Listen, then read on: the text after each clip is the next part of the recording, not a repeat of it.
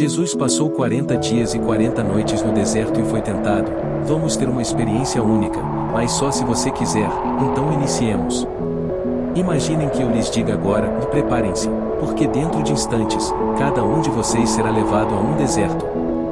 Mas calma, não se desesperem. Não será um deserto de areia escaldante e ventos cortantes, mas um deserto que dura 40 minutos. 40 minutos no deserto da alma.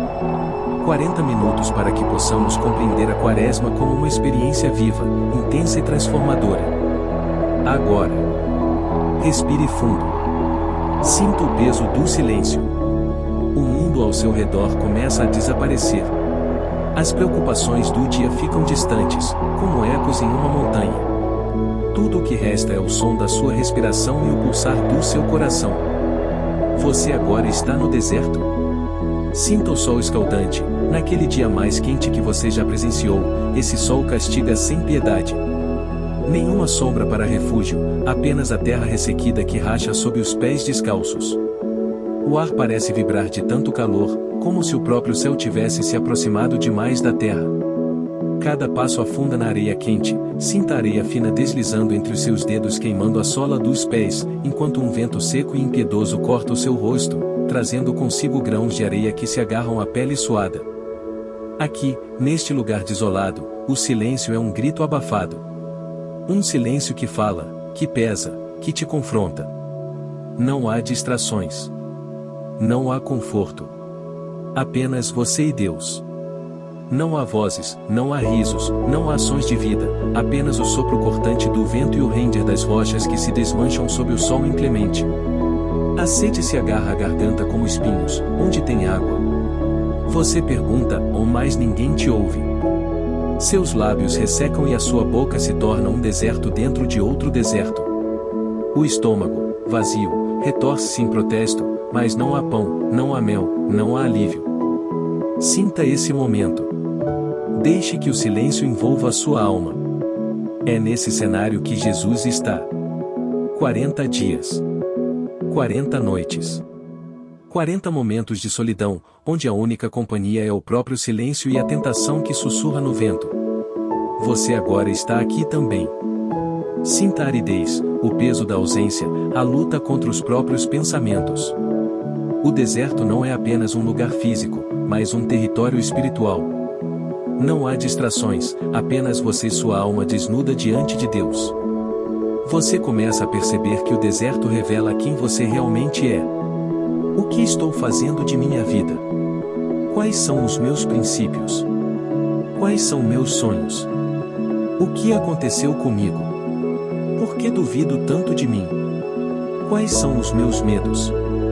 O que posso fazer para melhorar minha autoestima? Por que simplesmente não vivo um dia de cada vez? Todas as máscaras caem. A fome não é só do corpo, mas da alma. A sede não é apenas de água, mas de sentido, de direção, de um toque divino que revitalize sua essência. A solidão pode ser assustadora, mas também purificadora. Sem os ruídos do mundo, você escuta seu próprio coração. E, se escutar com atenção, perceberá a voz de Deus. Mas, a tentação também surge, sempre surge. É a promessa fácil, o atalho sedutor, a ilusão de que há outra maneira de saciar a alma além da vontade do Pai. O caminho fácil, o atalho que você pode tomar sem carregar a sua cruz, o caminho de sombra e água fresca. O inimigo sussurra para você e você começa a duvidar da sua fé. Respire fundo. Alinhe sua respiração com as batidas de seu coração. O deserto pode ser um lugar árido, mas também é um lugar de encontro. Se permita, e então você descobrirá que não está sozinho. Pois, mesmo no silêncio mais profundo, Deus está. Ele sempre esteve. Sempre está e sempre estará contigo. Você está perdendo suas forças? Quem você é? Agora é a hora de decidir o que você quer, seguir Jesus ou... Levanta-te. O caminho ao encontro de Jesus não é fácil, mas te transformará. Quanto tempo, hoje, você se dedica a estar com Jesus? 40 minutos. 40 dias. Uma vida inteira? O que é o tempo para você? O deserto é uma passagem, não o seu destino. Quem atravessa com fé, encontra no final não apenas pão, mas vida em abundância. Neste momento mais turbulento de sua vida, alguém segura as suas mãos, e uma presença se faz sentir. Quem está segurando a sua mão? Você abre os olhos e vê Jesus. Seu semblante é sereno, mas há marcas de cansaço em seu rosto. Seus olhos penetram os seus com amor profundo e compreensão. Agora, você está diante do Criador. Sem máscaras, sem desculpas, sem distrações. Apenas você e Ele. Olhe para dentro de si. Quais são os pesos que você carrega? Quais são as inquietações que te consomem? Quais são as suas batalhas que luta em silêncio? O deserto não é apenas um lugar árido, é um espaço de revelação. É aqui que Deus nos fala, sem ruídos, sem interferências. Ouça. O que Ele está dizendo ao seu coração? Ele sabe como é estar ali. Sabe de sua dor, de seus sonhos, da sua sede, da sua fome, do peso das tentações. E Ele caminha ao seu lado. Em silêncio, Ele te ensina que o deserto não é o fim, mas o começo. É ali que você aprende a confiar, a se fortalecer, a escutar a voz de Deus que sussurra entre os ventos secos. Você sente o coração arder. O medo começa a ceder espaço à coragem. O deserto, antes um cenário de provação, se transforma em um santuário. Cada grão de areia, cada brisa quente, cada estrela no céu imenso se torna testemunha do seu encontro com Ele.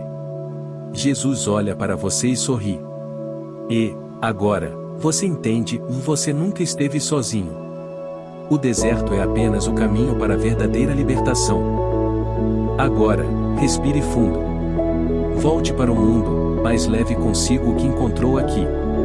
Pois o deserto, com toda a sua aridez, ensinou-lhe que Deus sempre esteve com você. Agora, venha comigo para o deserto de Cristo. 40 dias e 40 noites. Isso não é um acampamento de final de semana, meus irmãos. É uma travessia espiritual.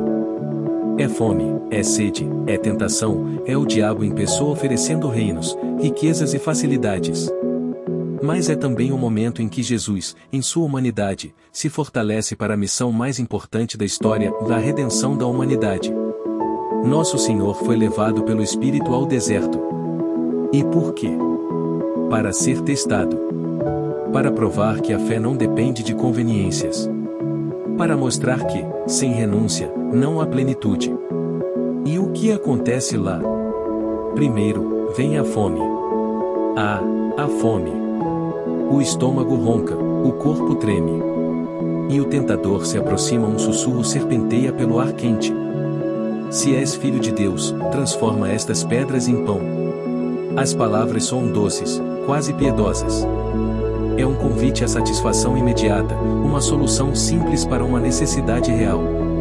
Quem, afinal, poderia censurar Jesus por querer saciar sua fome? O pão é bom.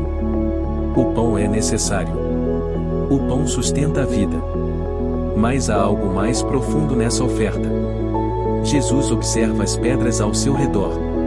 Algumas têm o formato perfeito de um pão rústico, como os que sua mãe costumava assar em Nazaré. O cheiro da lembrança parece invadir o deserto, trazendo o conforto de uma refeição quente. Mas Jesus não está ali para viver de memórias ou para se alimentar daquilo que passa. Seu olhar se ergue para além do deserto, além do momento, além da necessidade momentânea. Nem só de pão vive o homem. Ele responde, com voz firme, mas de toda palavra que sai da boca de Deus. Satanás recua, frustrado. Ele queria que Jesus usasse seu poder divino para benefício próprio, para buscar no material a resposta às suas carências. Mas Jesus ensina que há uma fome maior do que a do estômago, a fome da alma. Quantas vezes olhamos para nossas pedras e desejamos que se transformem em pão? O pão da segurança financeira, o pão da aprovação alheia, o pão das respostas fáceis. O diabo nos sussurra que precisamos dessas coisas para viver. Mas Jesus nos convida a uma verdade maior: nossa vida não se sustenta apenas pelo que é visível, mas pela confiança em Deus. O deserto é o lugar onde aprendemos essa lição. Quando a vida parece árida, quando tudo dentro de nós clama por soluções rápidas, é ali que precisamos lembrar: mais do que o pão, é a palavra de Deus que nos sustenta.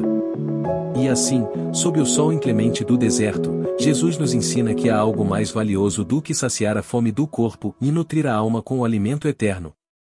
E por fim, a tentação da imprudência, a ideia de colocar Deus à prova. Se és o Filho de Deus, lança-te daqui abaixo. Pois está escrito: Ele dará ordens a seus anjos a teu respeito, e eles te sustentarão nas mãos, para que não tropeces em alguma pedra. Satanás recita as Escrituras, torcendo suas palavras como um joio entre o trigo. Ele não está pedindo que Jesus se destrua, mas que prove seu poder. Um salto espetacular, uma exibição gloriosa diante dos sacerdotes e do povo, um milagre para ser visto e admirado. Jesus poderia. Bastaria um movimento e ele seria carregado pelos anjos, descendo suavemente em meio à multidão. A aclamação seria imediata. Ele não precisaria do caminho da cruz, do sofrimento, da rejeição. O povo o aceitaria como Messias ali mesmo, sem resistência, sem dúvida. Mas a fé não é um jogo de azar. Jesus não se move. Seus olhos contemplam Jerusalém, mas seu coração está voltado para o Pai. Ele conhece a armadilha escondida nesse convite. Não se trata de fé, mas de desafio. Não se trata de confiar em Deus, mas de tentar forçá-lo a agir. Então, com a serenidade de quem sabe quem é, ele responde. Também está escrito: e não tentarás o Senhor, teu Deus. O vento parece silenciar.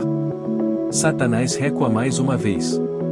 Ele queria que Jesus tomasse o caminho fácil da glória humana, que buscasse um espetáculo em vez do sacrifício. Mas Jesus sabe que não veio para se exibir, mas para salvar. E nós? Quantas vezes estamos na beira do templo, tentando Deus?